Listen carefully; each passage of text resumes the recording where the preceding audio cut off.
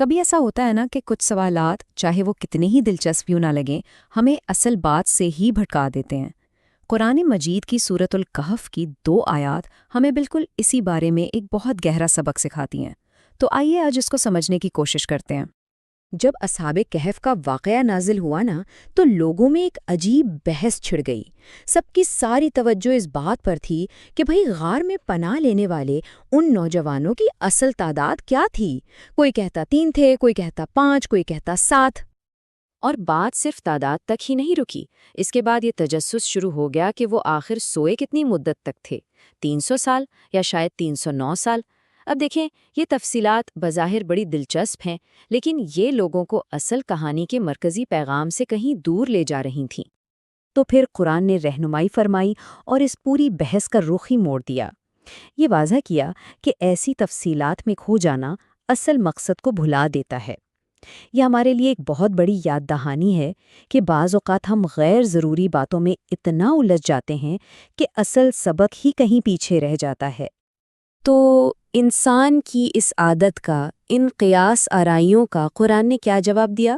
وہ ہمیں ملتا ہے سورۃ الکہف کی آیت نمبر 26 میں۔ یہ آیت ایک بنیادی اصول قائم کرتی ہے، یعنی تمام بحثوں اور اندازوں کے مقابلے میں حتمی اور کامل علم صرف اور صرف اللہ کے پاس ہے۔ بات ختم۔ اچھا، اس آیت میں جو پہلا کلیدی لفظ ہے نا، وہ ہے علم۔ یہ صرف جاننے کا مطلب نہیں ہے، یہ علم کا وہ سب سے اعلیٰ درجہ ہے، سپریم نالج، جس میں کوئی شک، کوئی کمی یا کوئی غلطی ہو ہی نہیں سکتی۔ یہ انسانی علم کی پہنچ سے بہت بہت آگے ہے۔ پھر آتا ہے غیب کا تصور، یعنی وہ ساری پوشیدہ حقیقتیں جو ہماری نظروں سے، ہماری سمجھ سے اوجھل ہیں۔ آسمانوں اور زمین میں جو کچھ بھی پردے کے پیچھے ہے، اس کا علم صرف اللہ کو ہے۔ یہ تصور ہمیں ہماری اپنی علمی حدود کا احساس دلاتا ہے۔ آیت کا یہ حصہ ابصر بہ و اسمع اللہ کی لامحدود بصارت اور سماعت کی تصویر کھینچتا ہے۔ ذرا اس کی گہرائی تو دیکھیں، یہ صرف دیکھنا اور سننا نہیں ہے، بلکہ ہر چھوٹی سے چھوٹی حرکت اور ہر سرگوشی کا کامل ادراک ہے۔ اس کے علم سے کوئی چیز باہر نہیں ہے۔ اور پھر لفظ ولی آتا ہے، جس کا مطلب ہے محافظ اور کارساز، یعنی یہ کائنات، یہ مخلوق، ان سب کا کوئی حقیقی مددگار یا نگہبان اللہ کے سوا ہے ہی نہیں۔ تمام معاملات پر اختیار صرف اسی کا ہے۔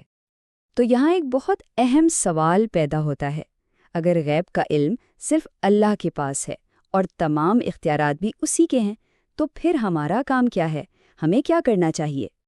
اس کا جواب ہمیں فوراً اگلی آیت یعنی آیت نمبر 27 میں ملتا ہے۔ یہ آیت ہمارے لیے ایک بالکل واضح لائحہ عمل طے کرتی ہے۔ جو ہدایت نازل کی گئی ہے اسے مضبوطی سے تھامے رکھنا ہے۔ اس آیت میں ایک بہت ہی طاقتور جملہ ہے، لا مبدل لکلماتہ، یعنی اللہ کے کلمات کو کوئی بدل نہیں سکتا۔ یہ وہ ٹھوس، ابدی اور نہ بدلنے والی بنیاد ہے جس پر ہم مکمل بھروسہ کر سکتے ہیں۔ تو یہاں ایک واضح فرق ہمارے سامنے آتا ہے۔ ایک طرف ہیں انسانی قیاس آرائیاں جو محدود ہیں، جن پر بحث ہو سکتی ہے اور جو وقت کے ساتھ بدلتی رہتی ہیں، اور دوسری طرف ہے اللہ کا کلام، جو مطلق ہے، جو کبھی نہیں بدلتا اور جو ہماری واحد حقیقی پناہ گاہ ہے۔ یہ موازنہ ہمیں سکھاتا ہے کہ ہمیں اپنی توجہ کہاں رکھنی چاہیے۔ تو چلیں اب ان دونوں آیات سے جو سبق ملتا ہے اسے سمیٹتے ہیں اور زندگی میں رہنمائی کے لیے ایک عملی اصول بناتے ہیں۔ یہ اصول بہت سادہ ہے لیکن بہت گہرا ہے۔ پہلا قدم، اپنی حدود کو پہچانیں اور غیب کے معاملات اللہ پر چھوڑ دیں، کیونکہ وہی سب سے بہتر جانتا ہے۔ اور دوسرا قدم، جو واضح ہدایت ہمیں قرآن کی شکل میں دی گئی ہے اس پر مضبوطی سے قائم رہیں۔ تو اب اگر ہم واپس اصحاب کہف کی کہانی پر چلیں تو بات بالکل صاف ہو جاتی ہے۔